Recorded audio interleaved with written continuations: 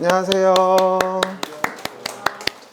반갑습니다. 또 오늘 새롭게 문제풀이를 개강을 했어요. 그렇죠? 또 뭐 혼자 한다고 안 나올까 걱정했는데 많이 오셔서 감사하고요. 일단 오늘은 우리가 처음부터 시작하는 또 문제풀이 과정이에요. 그래서 이제 강의 계획서 뭐 간단히 좀 보시면은요. 요즘 뭐 이런 거 하더라고요. 새로운 세대라 그런가? 그렇죠? 그래서 뭐 어떻게 할지 내용인데 우리가 기본 과정은 이제 9주 과정으로 진행을 했어요. 기본 과정은요. 근데 문제풀이 과정은 8주를 일단 끝나요. 8주 정도로. 그래서 일단 내용 보시면 23년 11월 10일에 대한 부분인 거고요. 일단 뭐 아시다시피 원권, 투권 있는 부분에서 9개 뭐 봐야 되기 때문에 시간이 많이 없어요, 사실은요. 그러다 보니 우리가 1주자부터 오는 기본과 달리 지금은 뭐 오리엔테이션은 없어요. 그렇죠? 첫 번째 기본 과정은 우리가 앞에 왜 서론들 봤잖아요. 공법이 뭔가 보고 뭐 범주 봤는데 지금은 그런 거 없고요. 그리고 취업 진행 과정은 기본서가 있어야 돼요. 그렇죠? 그리고 그림 자료 요약본도 있어야 되고요. 그렇죠? 그래서 이제 우리가 그거 이론 반 정도 하고 문제 반 정도 풀고 이렇게 진행한다고 이해하시면 돼요. 그렇죠, 여러분? 그냥 문제만 풀어제끼면 의미가 없으니까, 그렇죠? 필요한 부분 그림책 보면서 문제 풀고 또 어려운 깊은 내용은 기본서 잠깐 체크해 드리고 이러면서 문제 풀고 진행을 할 겁니다. 그리고 문제집의 구성은요, 우리 평가사 기출문제가 필요한 건 거의 다 들어가 있어요. 100년 만에 한번 나올까 말까 한 것들은 제가 뺐어요. 쓸데없이 시간만 가니까. 그리고 우리 그동안 봤던 평가사 기출문제 등은 문제집에 합본이 되어 있고요. 안쪽에다가. 그렇죠? 그리고 중개사 나왔던 문제 들어가 있고요. 그렇죠? 그리고 걔가 네 문제 들어가 있고요. 세 가지 유형의 문제라고 이해하시면 돼요. 평가사 기출, 중개사 기출, 제가 낸 문제. 세 가지 유형이라고 이해하시면 되거든요. 가끔 가다가 평가사 문제집 가지고 기출문제집을 엄청 물어보는 분이 있는데 그게 다 들어가 있다고요. 이거는 뭐 많이 뭐 수만 권이 팔린 책이 아니기 때문에 따로 분리해서 팔 수가 없어요. 그런 점은 좀 양해 좀 해주시면 좋겠고, 그렇죠? 그렇게 진행을 하고요. 그래서 준비물은 세 가지죠. 그림 자료 요약본 돼 있는 거하고 기본서 원권하고 문제집하고 이 세 권 준비하시면 되고요. 그리고 다시 얘기합니다만 미리미리 풀어오시는 게 물론 가장 좋긴 좋아요. 하지만 우리가 시간상으로 봤을 때 그렇게 하기가 어려워요. 그렇죠. 또 다음 날은 또 다른 과목 공부를 해야 되기 때문에 이걸 또 뭐 다 풀어와가지고 본다는 건 불가능한 일이에요. 한 주 하다가 대부분 망하더라고요. 그 다음부터 안 해요. 한 주 하다가 시간이 땡겨가지고 못하니까. 그죠? 그래서 일단은 빠지지 말고 나오기만 하시면 제가 다 해드려요. 그냥 보면서 이론 보고 문제 풀면서 같이 보고 거꾸로 끝난 다음에 중요한 문제 복습만 하는 정도. 1시간 정도라도 이게 좀 더 시간 효율성은 좋은 것 같아요. 해보면은요. 물론 먼저 풀고 오는 게 좋긴 하겠지만 하지만 그거는 어려운 일인 것 같아요. 그렇죠, 여러분? 붙는 게 목적이지 공부 자체 목적은 아니니까. 그렇죠? 그 얘기들. 그래서 우리가 본다라고 한다 지금 나와 있듯이 첫 번째 주부터 도시계획 등과 관련된 부분들 그렇죠? 강의 계획서 안 받았어요? 뭐라고요? 이런 거 하고 오늘 목적은 지역지구 구역까지는 보려고 하는데 뭐 가능하겠습니까? 이거 양이 굉장히 많아요, 사실은요. 그렇죠? 그때 주에 가서 지구 단위 계획하고 도시계획 시설 개발행 허가 아마 3주차 초입까지 할 것 같아요. 그렇죠? 그리고 나서 이제 3주, 4주 걸쳐가지고 정비법하고 건축법이 끝나면 뭐가 된다? 이제 원권이 끝나는 거죠. 이렇게 해서 이제 원권의 범대기 끝나고요. 그 다음에 12월 달 데셈버가 되면요, 이제 투권을 시작합니다. 그래서 우리가 가격공시법하고 뭐하죠? 감정평가법, 그 다음에 고기재산법, 공간정보 구축 관리에 관한 법률, 등기법, 동산 채권담보 이렇게 해서 4주 동안 진행을 할 거예요. 어떻게 본다면 나머지 4주 동안 거의 뭐 6개 법을 봐야 되는 아주 그냥 강행군이에요. 내용도 엄청나게 많고 아마 지금 저번 주에 우리 동산 채권담보랑 등기법 끝냈는데 지금 아무것도 기억 안 나죠? 또 일주 지나가지고 전혀 막 이래저 돼가지고 모를 거예요. 대부분 그래요. 근데 또 하다 보면 또 괜찮아지는 거니까 또 하면 괜찮습니다. 그래서 뭐 보시면 되는 거니까 이렇게 해서 법 9개를 우리가 8주 동안 진행을 하고요. 그리고 저번에도 그랬지만 이거 제가 좀 일이 있어서 8주 차를 약간 좀 땡겨서 할 수도 있어요. 마지막 주권은. 그래서 일정 좀 본 다음에 땡겨서 평일이나 주말에 한 번 더 할 수 있고 마지막 주는 쉬려 그래요. 지금 12월 마지막 주는 그것도 괜찮죠. 연말에 또 이렇게 뭐 느낌도 낼 겸. 원치 않아요? 이따 상의 좀 해보고 말씀드릴게요. 그거는. 그래서 그렇게 해서 진행하시면 되고 일단 그러면 그림책에 대한 부분에서부터 먼저 봐봅시다. 그러면 그림 자료에서 내용 보시면 첫 페이지 봐보세요. 국토의 계획 및 이용에 관한 법률이 나와 있습니다. 국토계획법, 에보바리 국토계획법. 이렇게 말을 못 알아먹어. 뭐라고요? 그래서 우리가 국토의 계획 및 이용에 관한 법령이라는 걸 보게 됩니다. 봐보세요. 이 법률은 일단 우리가 뭐라고 했냐면요. 13개가 나온다라고 얘기했어요. 참 문학수 야리꾸리하죠. 중계산 12문제인데 우리는 13문제예요. 그렇죠? 그래서 우리가 또 다 까먹었을 테니까 간단히 한번 얘기해 주면요. 한 번도 얘기하지만 국토라는 거를 계획한다고 했어요. 다시 제가 얘기합니다만 계획이라는 걸 한다. 그건 뭐요? 공법이라는 거는 뭐다? 규제를 위한 법이라고 설명을 드렸었어요. 근데 규제를 위한 당사자가 누가 되어진다? 내용에서 민간에 대한 부분을 공공이 규제한다는 거잖아요. 일반적으로 봤을 때. 그럴 때 우리가 어떤 규제를 받는지가 알고 싶은 건데 그 규제를 가할 땐 그냥 가는 게 아니라 뭐가 있다? 나름대로 계획이라는 게 있다는 거예요. 그래서 그 계획에 의해서 우리 뭘 가하냐?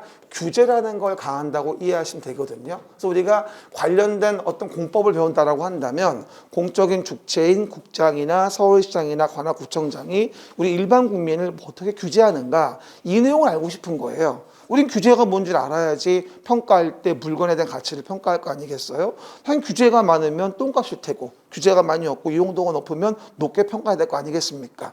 그러다 보니 우리한테 계획은 정말로 중요한 거죠. 그 계획에 의해 가지고 규제를 가하는 거니까. 그래서 뭐가 된다? 우리 1년 내내 계획을 배운다고 이해하시면 돼요. 항상 뭐가 무슨 법이 있다고 나오면 무슨 계획이 항상 나와요. 그리고 그 계획에 의해서 규제를 가하는 세부 디테일을 배우는 거죠, 우리는. 항상 뭘 배우는 거다? 계획의 내용을 배우는 거야. 그렇죠? 그럼 쉽게 얘기해서 국토를 계획하자. 뭐 하려고? 이용을 규제하기 위해서.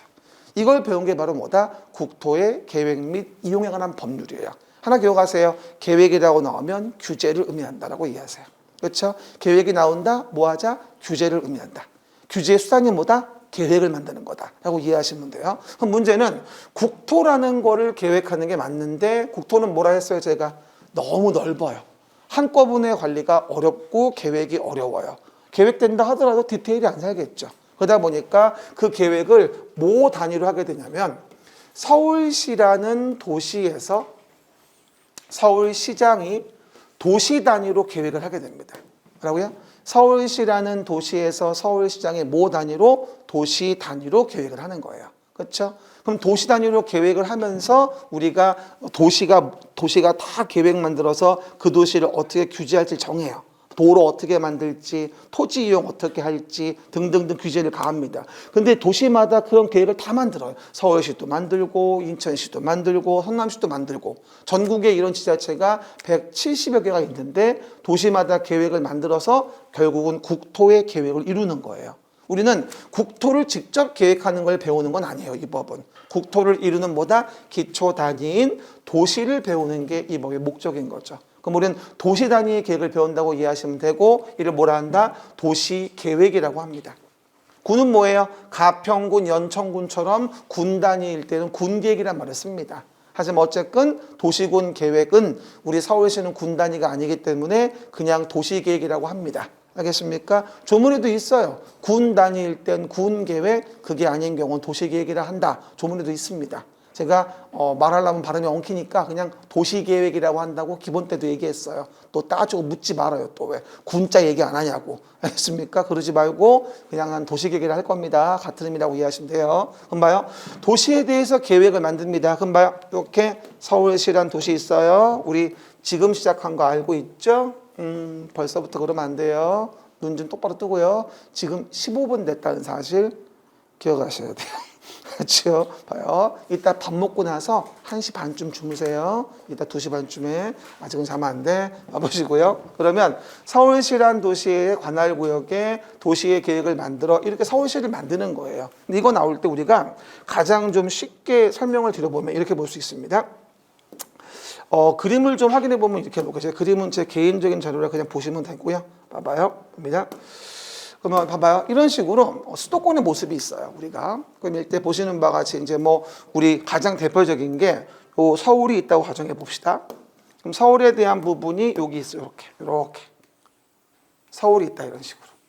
예를 들어서 있죠? 이렇게.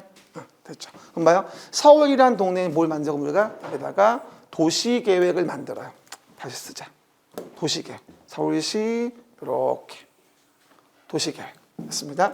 그럼 도시계획을 만들어서 이 서울시란 도시에서 어떠한 계획으로 우리가 여기를 규제해서 현재를 만드느냐 이거죠. 그러면 도시계획을 만드는데 서울시에 이렇게 지나쳐가는 뭐가 된다? 예를 들어서 이렇게 삥 돌고 있는 서울 외곽순환도로 같은 게 있어요. 예를 들어서요.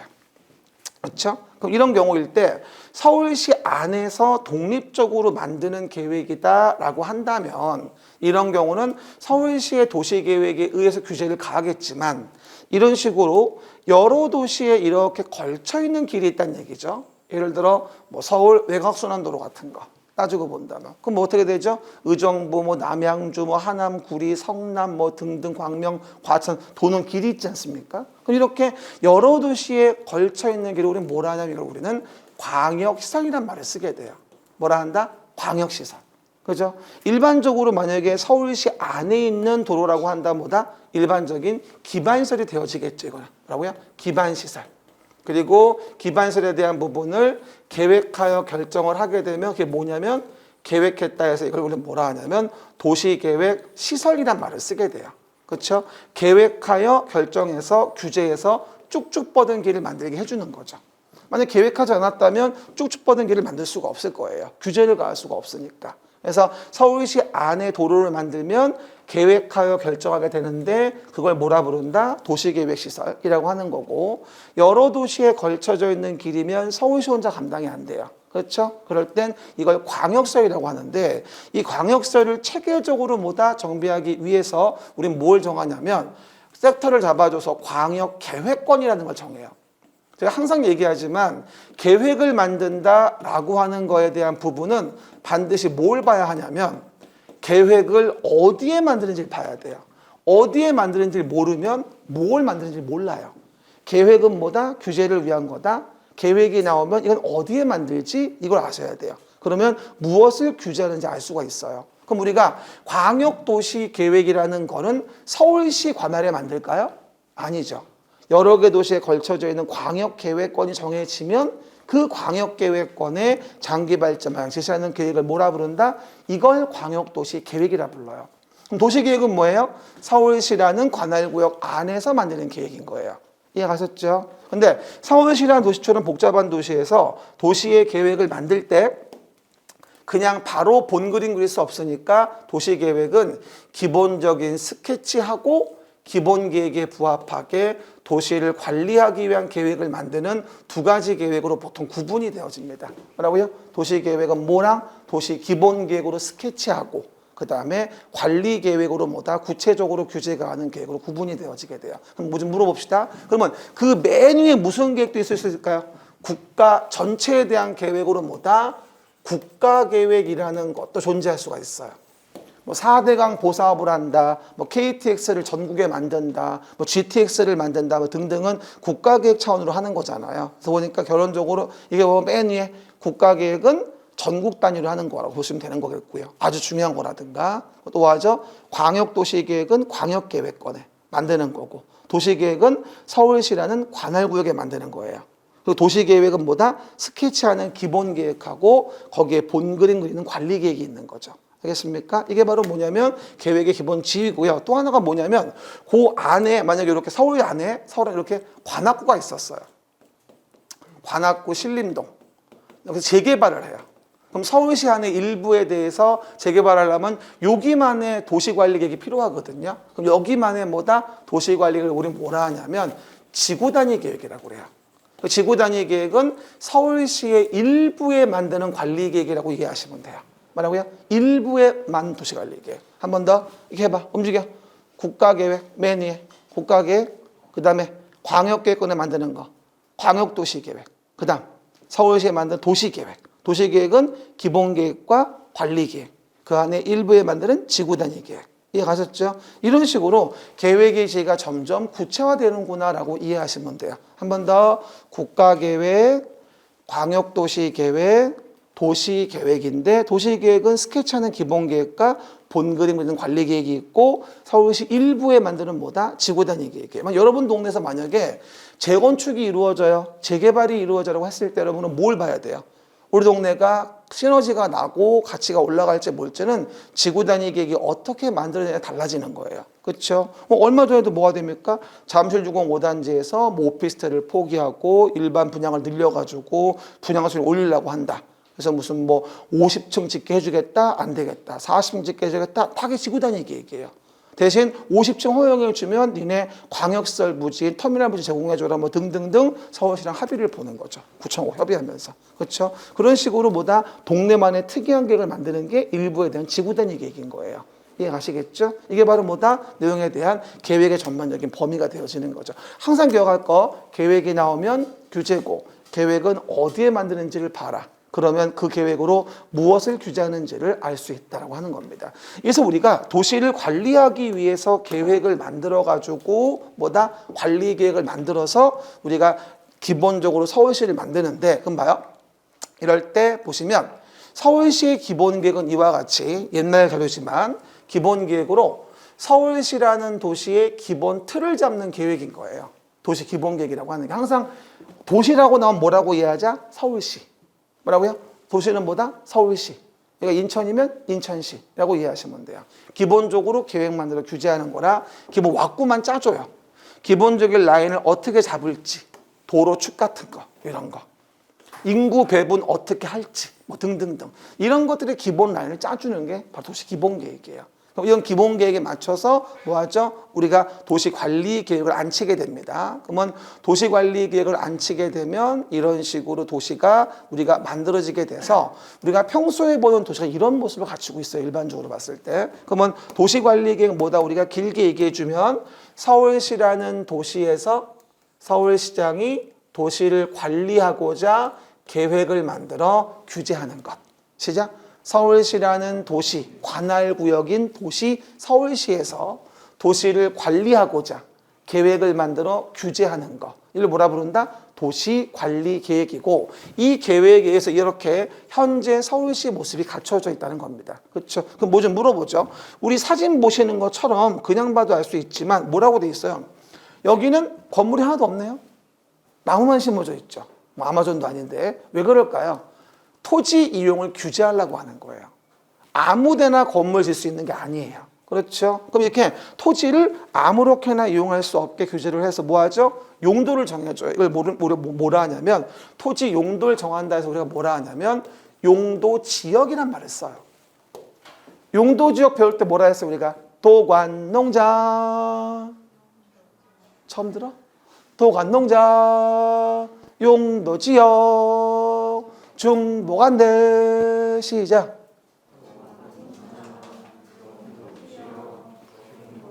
이게 굉장히 밝고 경쾌한 풍의 노래라고 내가 얘기했는데 계속 우리가 하면 우울해지기 때문에 뭐라고요?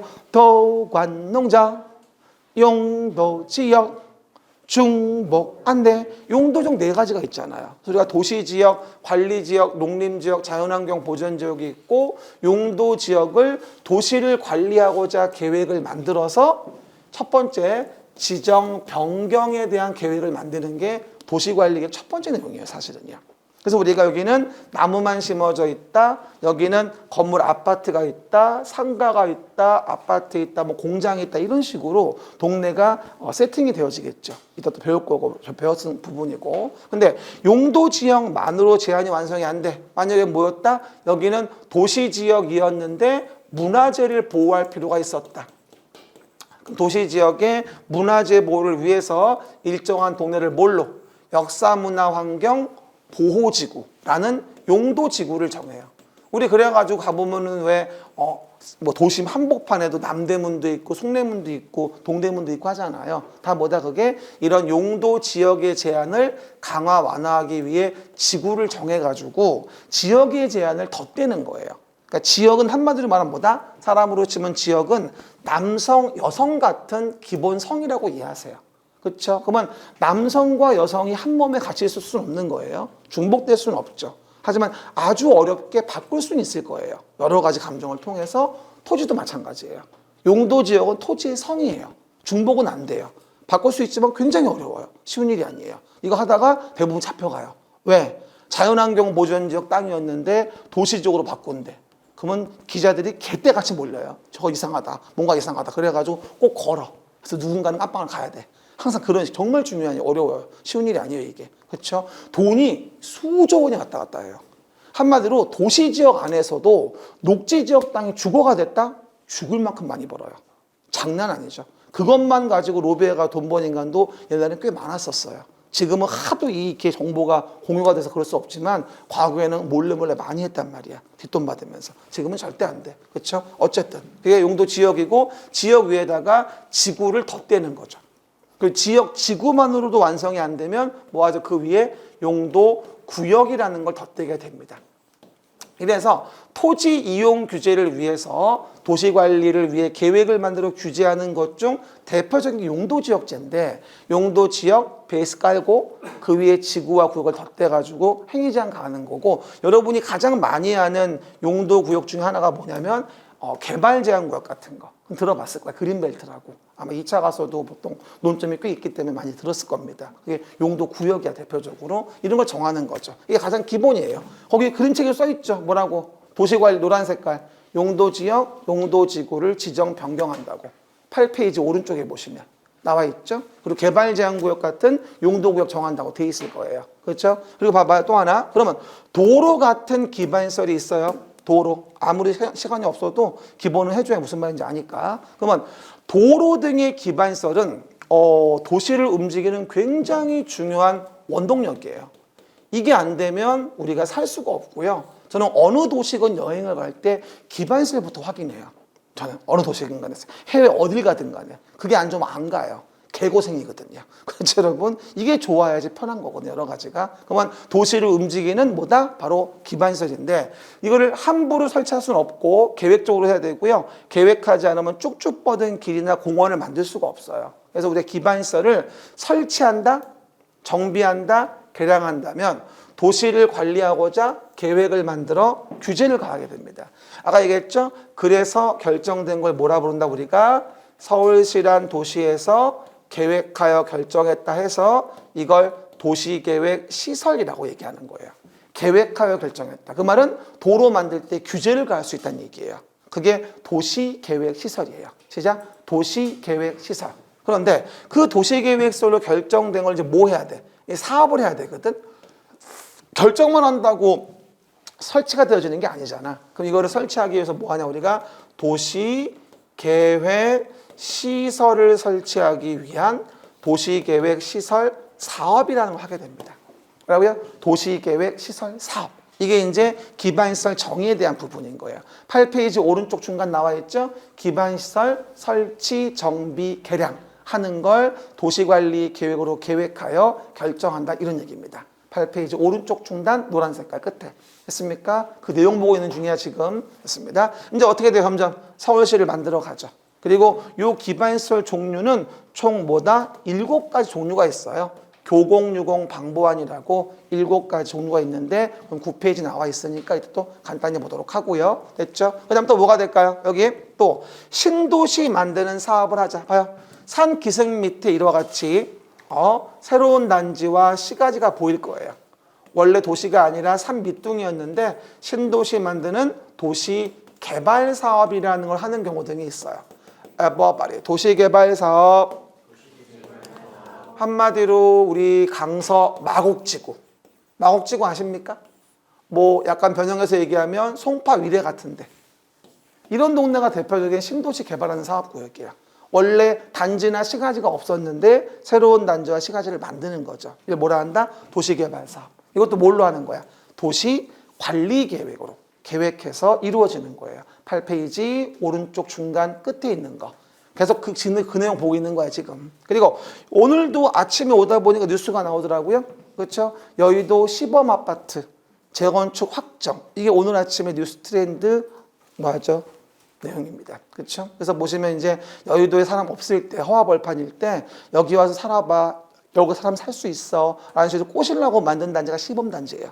그게. 그래서 이제 확정돼가지고 앞으로 진행을 하는데 이제 시작한다 그 얘기야. 그렇죠? 원래 투기 문제 때문에 못하게 하다가 이제 풀리는 것 같아요. 여러 가지 면에서. 그렇죠? 어쨌건 그래서 노후 불량한 건축물을 개량하자. 이게 뭐예요? 정비 사업. 시작. 노후 불량 건축물 개량. 시작. 이게 정비 사업입니다. 정비 사업도 도시관리 계획에 내용이 되어져서 규제하는 거고요. 여러분이 아는 뭐다 정비 사업에 대한 종류에 대한 부분에 대한 것들은 아다시피 무슨 뭐 주거환경 개선이니 재개발 사업이니 재건축 사업이니 여러분이 많이 아는 게 재건축이죠. 그래서 노후불량 건축물 개량을 위한 것도 우리가 도시를 관리하고자 계획을 만들어 진행하는 것 중에 하나다 이렇게 이해할 수 있는 겁니다. 그렇죠? 아주 간단히 말하면 이래요. 우리가 지금 내용을 본다라고 한다면 여기 나와 있는 것처럼 도시계획 사업이라 그래요. 도시관리계획으로 계획하여 하는 사업을 우리가 도시계획 사업이라고 하거든요. 그럼 서울시 안에서 도시관리계획으로 계획하는 사업은 세 가지가 있는데 첫 번째 이거죠. 도시계획의 시설사업도 도시계획 사업 중에 하나고요. 신도시 만드는 모두 도시개발 사업도 도시계획 사업 중에 하나고요. 노후불량 건축을 개량하는 것도 정비사업으로 도시계획 사업 중에 하나가 되어져요.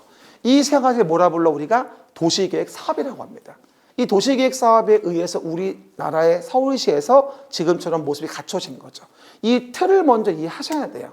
그래야지 뭔 말인 줄 알고요. 우리가 국토계획법 공부할 때 8페이지 오른쪽 노란 색깔 그 안에 있는 게 거의 70%예요. 그 내용에 들어가 있느냐 들어가 있지 않느냐 그거에 따라 내용이 달라지는 거예요. 그래서 도시관리계획으로 계획하여 하는 것인지 그 밑에 그렇지 않고 하는 것인지 구분하셔야 됩니다. 알겠습니까? 됐죠? 이게 바로 내용이고요. 또 하나 덧붙이면 여기다가 그리고 용도지역하고 용도지구하고 용도구역 어떻게 보면 크게 두 가지예요. 따지고 보면 용도지역, 지구구역하고 도시계획사업 두 가지 배우는 거예요. 사실은 크게 얘기하면. 그러다가 디테일을 살리기 위한 뭐다? 일부에 대한 도시관리계획 뭐였다? 여기 정비사업이 이루어지네? 그럼 일부의 도시관리계획 만드는 걸 뭐라 불러 우리가? 이걸 지구단위 계획. 그래서 여러분 동네에 지구단위 계획이 뭔지를 안다면 그 사업성을 파악할 수 있다는 거죠. 그렇죠? 용적이 얼마나 나오냐? 용적을 올려줘서 막 뭐다? 층수 높게 할 수 있다. 그래서 뭘 요구하느냐? 서울시에서 공원 좀 만들어라. 학교 지나라. 이런 식으로. 터미널 만들자. 공항 너무 심했나? 어쨌든 간에 만들자. 이런 식으로 뭐다? 뭔가의 거래를 트는 거죠. 이게 지구단위 계획이에요. 그렇죠? 하기 때문에 이렇게 우리가 도시관리계획 만들 때 우리 그러면요. 학교 부지랑 공원 부지 줄게요. 대신 서울시 뭐 계속 뭐 50층 못 넘는다고 하는데 그것 좀 하게 해주세요. 뭐 등등등. 이런 식으로 뭐다 딜을 걸 수 있다는 얘기죠. 예를 들어서 그게 바로 도시관리계획을 뭐가 주민이 이런 걸 제한한다 이렇게 얘기를 해요. 이걸 제한할 수 있어요. 계획의 성격 중에 우리 일반 국민에게 영향이 미치는 계획이 있고 영향을 안 미치는 계획이 있거든요. 그럼 관리계획은 뭐예요? 우리 시민에게 영향을 미치지만 기본 계획은 뭐다? 서울시 내부적인 지침이거든요. 그럼 서울시의 도시 기본 계획 가지고 우리가 이거 기분 나빠 소송 제기할 거야. 항고 소송 안 되는 거야. 하지만 기본 계획에 부합되게 관리 계획을 만들었다면 관리 계획은 뭐야? 우리 일반 국민에게 직접 영향을 미치기 때문에 관리 계획을 이유로 행정 소송으로서의 항고 소송 제기할 수 있고요. 이런 계획 좀 만들어 주세요라고 제안할 수도 있어요. 하지만 그 상위 계획인 도시기본계획과 광역도시계획은 행정 내부적인 계획인 거지 우리 일반 국민을 영향 주기 위한 건 아니거든요. 그래서 계획도 성격이 좀 달라지는 거죠. 여러분 행정계획 배울 때 배우죠? 처분성이 있는 계획이냐 없는 계획이냐 이런 식으로. 도시관리계획은 일반 국민의 구속력이 있는 처분성이 있는 계획입니다. 그래서 우리는 제한 같은 걸 할 수 있게 해줘요. 관리계획에 대해서. 무슨 말인지 알죠? 일단 이 개념을 먼저 알아야 돼요. 잊어먹었을까 봐 시간이 없지만 한 번 더 얘기해 줘요. 그렇죠? 그리고 나서 뭔지를 본 다음에 그 8페이지를 보시면 훨씬 이해가 쉬워요. 그렇죠? 봐봐요. 봅니다. 좀 봐보세요. 지금 보신 바와 같이 봐요. 도시 단위로 계획이 만들어지겠죠. 그럼 도시에 뭐가 되죠? 기본 계획하고 관리 계획으로 구분이 되어져요. 그리고 오해 말 거. 광역도시 계획은 상위 계획이에요.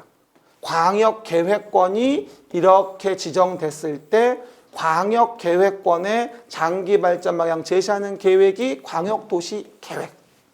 광역도시계획. 이러면 안 돼. 광역도시계획. 시작.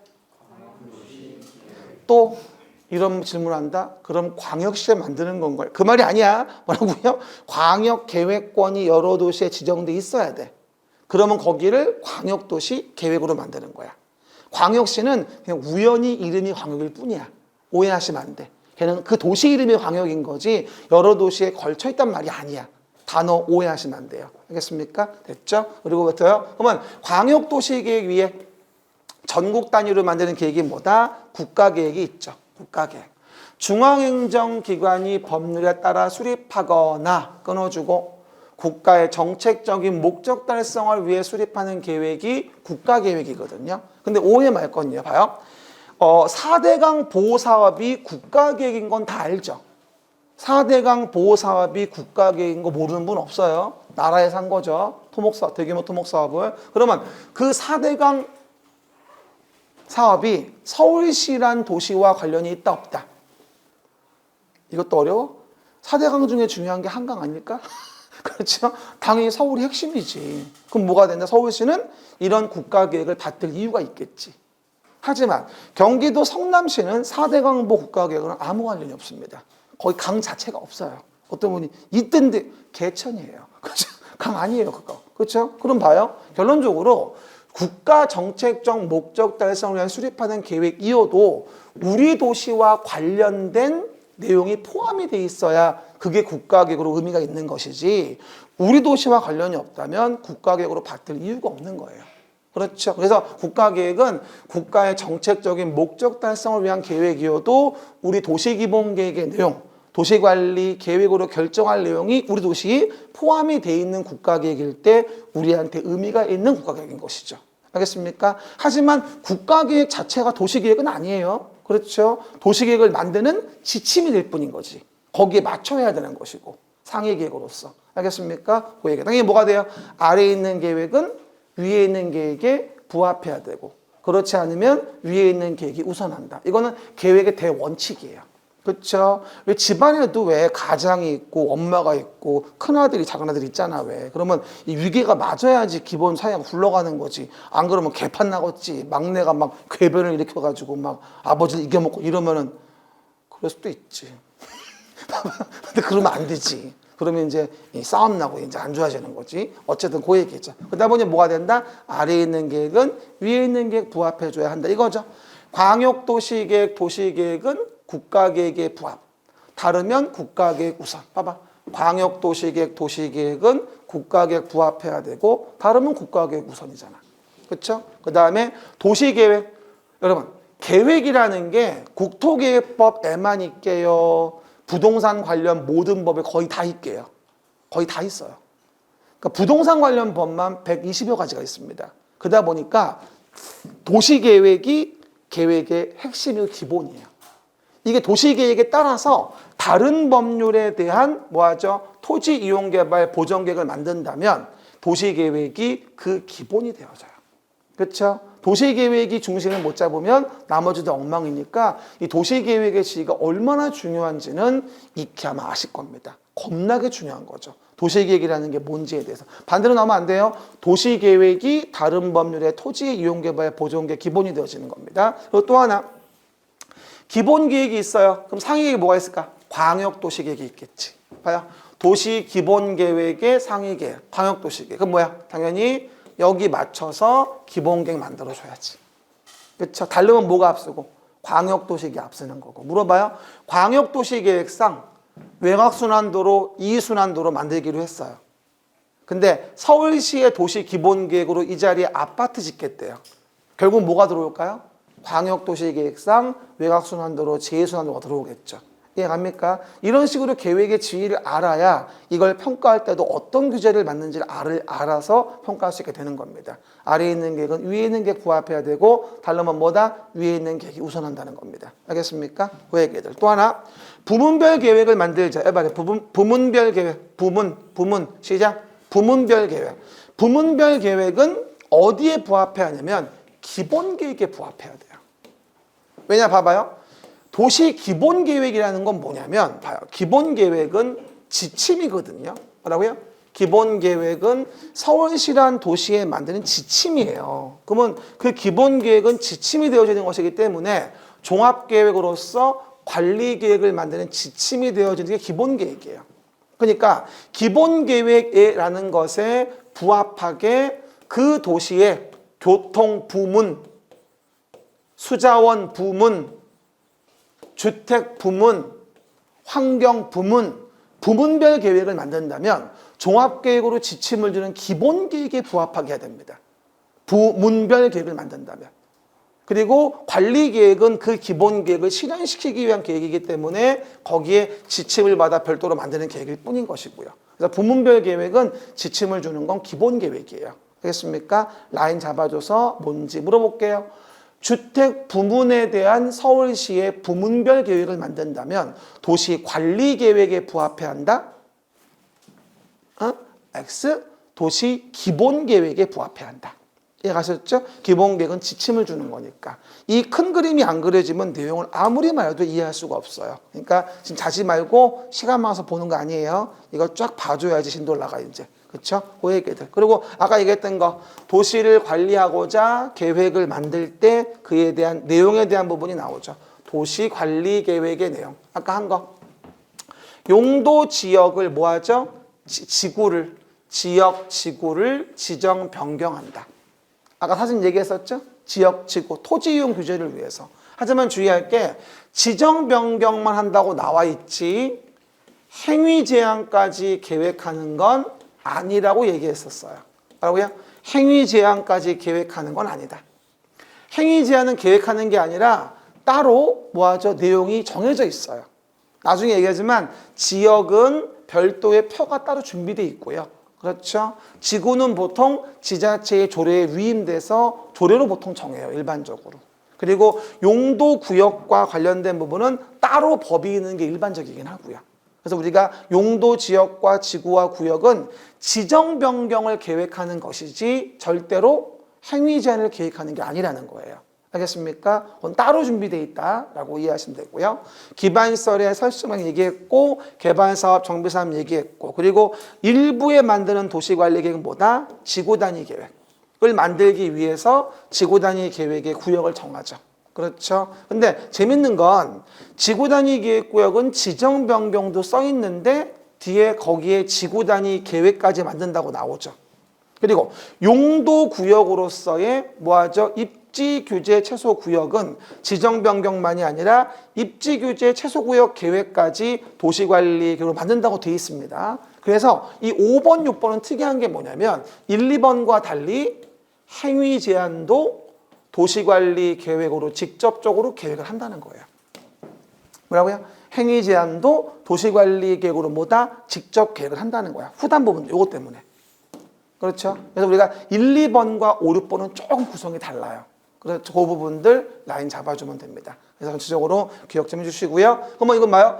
서울시란 도시에서 도시를 관리하고자 계획을 만들어서 규제를 가하는 건데 모든 거를 다 계획할 수는 없단 말이죠. 그래서 도시관리 계획으로 계획할 수 없는 것들에 대해서는 우리가 따로 난개발을 방지하기 위해서 건건이 허가를 받게 합니다. 이걸 뭐라 한다? 우리가 개발행위 허가라고 합니다. 개발행위 허가. 잘 봐봐. 도시계획 사업에 의하지 않은 행위. 아까 도시계획 사업 세 가지였었지. 시설 사업하고 개발 사업하고 정비 사업하고. 그런 도시계획 사업, 즉 서울시에서 대규모로 관리계획으로 계획하여 하는 사업이 아니라고 한다면 건물을 질 때 도로 같은 걸 많이 안 넓힐 위험이 높아요. 난개발 위험이 높죠. 그래서 건 바이 건으로 케바케로 보다 허가받게 해요. 이걸 개발행위 허가라고 합니다. 그러니까 결론적으로 뭐냐면 도시계획 사업에 의하지 않은 행위는 건 바이 건으로 규제하겠다. 그게 개발행위 허가예요. 물어봐요. 지나가는 사람이 저기요. 개발행위 허가가 뭐예요? 말했잖아 방금. 도시계획 사업에 의하지, 당황하지 말고 봐봐. 도시계획 사업에 의하지 않은 행위를 뭐라 한다 우리가? 개발행위 허가를 받게 난개발을 막는 거죠. 근데 문제는 이게 도시계획 사업이 아니잖아요. 도시계획 사업이 아니다 보니까 계획이 없을 거 아니야. 그럼 아무래도 그 건물을 짓는 개발행위를 할 때 어느 정도 도로를 만들어야 되고 어느 정도 나무를 심어야 되는지를 정확하게 기준이 없어요. 도시계획 사업이 아니다 보니까. 근데 얘는 이쁘다고 뭐 하죠? 기반시설 좀만 하라 그러고, 얘는 싫다고 뭐다? 많이 하라고. 그러면 평등의 원칙이 어긋나잖아. 보나마나 소송 들어오지. 안 그래요? 그러다 보니까 이거 안 되겠는데 이래가지고 기준을 잡아준 거야. 그게 바로 성장관리계획이에요. 개발행위 허가의 기준 제시를 해주는 거지. 그럼 어디가 가장 문제겠느냐? 기존의 시가지가 아니라 아직 개발이 안 된 동네, 녹관농장. 그래서 녹관농장 일대에는 성장관리 계획을 만들어서 성장관리 계획을 정하고, 거기서 하는 개발행위에서는 기준에 맞아야만 허가를 내줘요. 그럼 난개발을 효율적으로 막을 수 있는 거죠. 이 녹관농장 정말 잘 나와요. 우리 33에 또 나왔어. 성장관리 계획은 아무데나 만드는 게 아니라 녹관농장. 알겠습니까? 용도지역 우리 아무리 기본 강의 아니야. 지금 문제풀이 강의야. 알았죠? 까먹어도 적당히 까먹어야지. 그렇죠? 지금 제가 없는 시간에 해주는 거야. 하지만 어느 정도의 도로를 만드는 게 맞냐? 라는 거에 대해서는 별도의 목적성 구역 두 가지가 있어요. 개발밀도 관리구역과 기반시설 부담구역. 그렇죠? 기반시설 설치가 곤란하다? 그러면 건물을 작게 져라. 개발밀도 관리구역. 그리고 개발밀도 관리구역과 겹치지 않게 기반시설 부담구역 정해서 개발이익을 환수해서 도로를 만들겠다 라고 한 두 가지 목적성 구역이 있죠. 그래서 문제가 나올 때 봐봐, 이 세 가지 성장관리 계획의 구역, 이거 개발밀도 관리구역, 기반시설 부담구역은 위에 나와 있는 용도구역이 아니에요. 이해 갑니까? 이건 도시관리계획의 내용이 아니에요. 개발행위 허가를 위한 별도의 목적성 구역이죠. 그거 먼저 기억하셔야 돼요. 그래서 오른쪽에 나와 있는 도표에서 요 동그라미, 아니 노란색 안에 들어가 있는 건가? 아니면 노란색 안에 들어가 있지 않은 건가?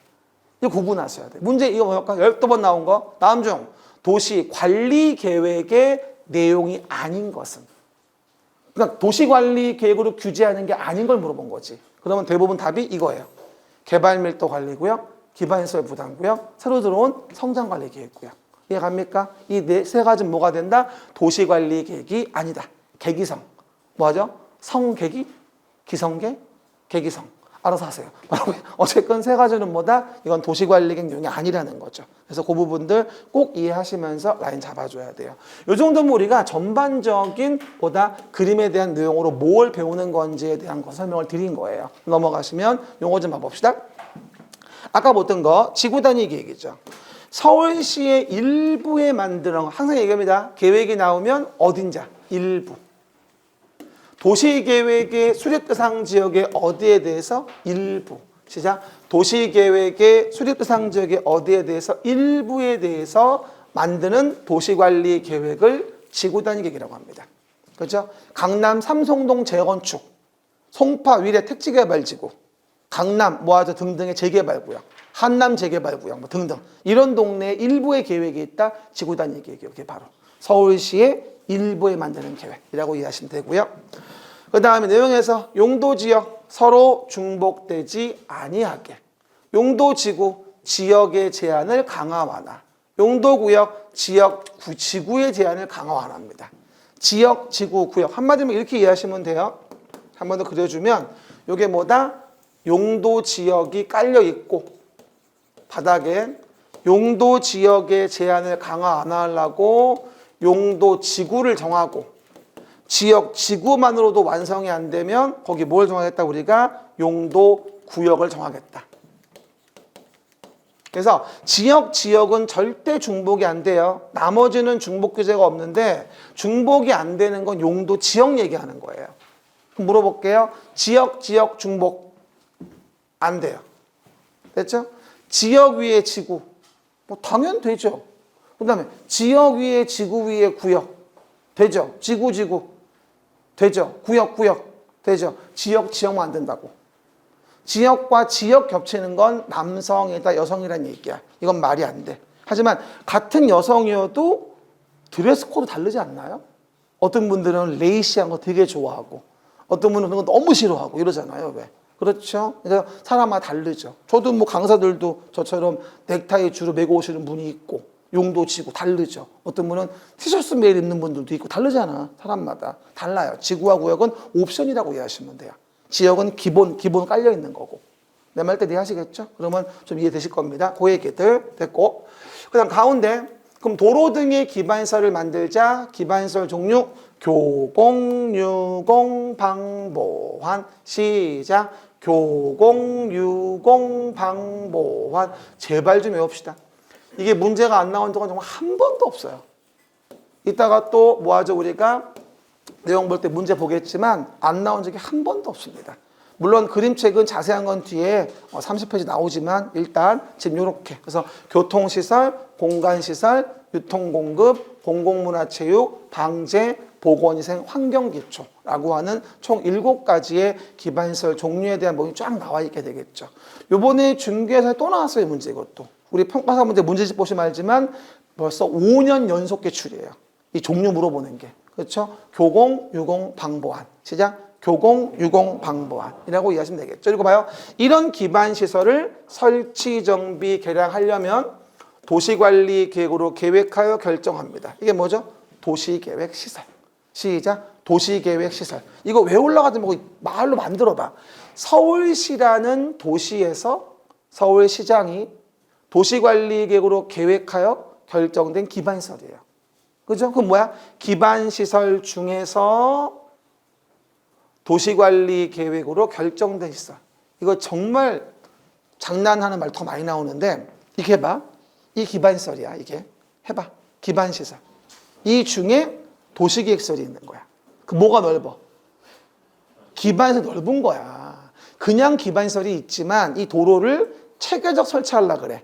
도시관리계획으로 계획해 결정했네. 그러면 기반시설 중 도시계획시설이 있는 거야. 이걸 반대로 물어본다? 도시계획시설 중 기반시설이라고. 그렇죠? 이 말장난으로 하면 안 돼. 그렇죠? 그래서 기반시설 중 도시관리계획으로 계획하여 결정된 걸 도시계획시설. 그리고 그 결정된 시설을 설치, 정비, 개량하기 위해 사업하는 걸 도시계획시설 사업. 포인트는 도시계획시설을 이거지. 기반시설을 이러면 안 돼. 기반시설은 아직 결정도 안 된 거야. 사업할 이유가 없어. 도시계획시설로 결정이 돼야 사업을 하는 거지. 이해가셨죠? 도시계획시설을 설치, 정비, 개량하는 사업. 시작. 도시계획시설을 설치, 정비, 개량하는 사업. 그리고 그와 같이 도시계획, 관리계획으로 계획하는 사업을 우린 도시계획 사업이라고 하고, 사진 봤듯이 도시계획 사업은 3가지. 도시계획 시설사업, 도시개발사업, 정비사업에 3가지의 도시계획 사업이 있다. 알겠습니까? 도시계획 사업 종류, 시설사업, 개발사업, 정비사업. 이 왁구를 짜놔야 돼. 그래야 무슨 말인지 안다. 그리고 오른쪽 위 모든 걸 다 계획할 수는 없다. 그래서 도시계획 사업에 의하지 않은 행위는 난개발 방지를 위해서 특광, 특시, 특도시군에게 허가를 받게 하는데 이걸 개발행위 허가라고 한다. 도시계획 사업에 의하지 않은 행위. 시작. 도시계획 사업에 의하지 않은 행위를 뭐라 한다? 개발행위 허가를 받게 하는 거죠. 그렇죠. 그리고 그 난개발 방지를 위해서 허가 기준으로서 이거 나와야 돼. 성장관리 계획이라는 게 도입됐다. 이게 도시관리계획으로 하는 게 지구단위 계획이라면 도시관리계획으로 안 하는 건 성장관리계획인 거야. 굳이 말하자면. 그래서 성장관리계획은 지구단위 계획의 동생뻘 된다고 봐도 무리가 없어요. 사실은.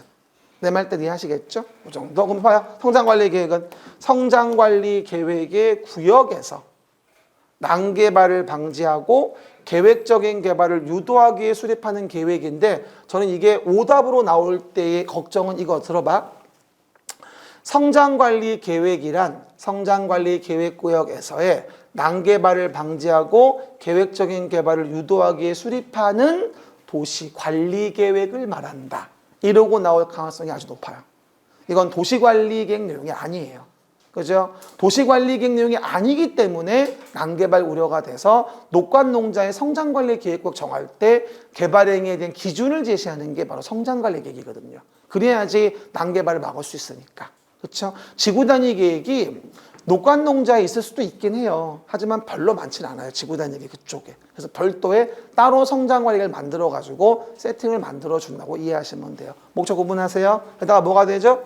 개발밀도 관리구역과 기반시설 부담구역. 시작. 개발밀도관리구역과 기반시설 부담구역. 개발행위 할 때요. 도시계획 사업에 의하지 않고 개발행위 할 때 가장 걱정스러운 게 뭐냐면 도로 등의 기반시설이 안 만들어질까 봐. 가장 우려스러운 부분이에요. 그래서 우리가 개발행위 허가할 때 그 부분을 통제하기 위해서 어떻게 하냐? 기반시설 설치가 곤란한데 기반시설이 부족할 것으로 보이는 거죠. 그러면 곤란하고 부족 예상된다면 이런 큰 건물은 못 짓고 거꾸로 조그맣게 지세요라고 강화할 수밖에 없어요. 왜? 도로 못 넓히니까. 그러면 개발의 밀도를 관리해서 조그맣게 건물을 지세요라고 하는 게 이게 개발밀도관리구역이에요. 그럼 여러분 토지가 만약에 주상공인데 개발밀도관리구역 들어가 있다면 좋은 거 안 좋은 거? 반토막 나는데 좋은 거야? 여러분 토지가 개발밀도관리 변태구나. 통제받는 게 좋아? 여러분 봐. 그냥 주상공이면 이만큼을 짓는데 뭐하죠? 개발밀도관리구역이면 반밖에 못 져요. 좋을 리가 없죠. 용적률이 반토막 나면 땅값도 거의 반토막이에요. 장난이 아니죠 이게. 수익성이 안 나오는데 어떡합니까? 말도 안 되지. 그게 개발밀도관리구역이에요. 아마 요즘에 광화문 일대 종각, 종로 3가 있죠. 이런 동네는 아마 대부분 다 개발밀도관리구역에 지정돼 있을 겁니다. 그러니까 변화가 별로 없는 거예요. 그 동네가 사실은. 너무 비싸기도 하고. 대한민국 최고 땅이 서울 중구 옆에잖아. 중구 명동, 네이처 리퍼블릭. 예? 제곱미터당 얼마? 2억 600. 이었다가 요즘 좀 까져가지고 1억 8천 얼마인가? 그렇죠? 떨어졌죠. 약간 좀 공시가에서. 어쨌건 그 얘기들 내용이죠. 그러면 곤란하면 강화하자. 개발의 밀도를 관리하기 위해서. 시작.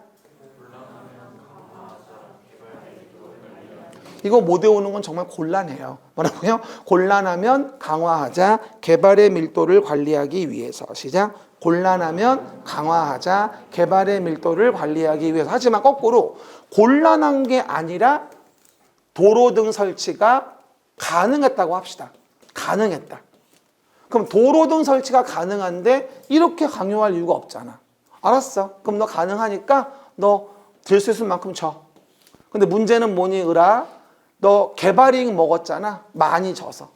근데 많이 져서 개발이익 먹었는데 도로는 만들 수 있는데 도로를 만들 돈이 없네?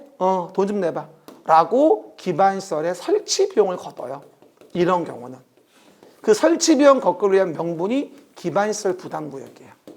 그러니까 어떻게 본다면 도시계획 사업에 의하지 않고 하는 개발행위에 대한 기반시설을 설치하기 위한 강요 조건 두 가지가 있는 거예요.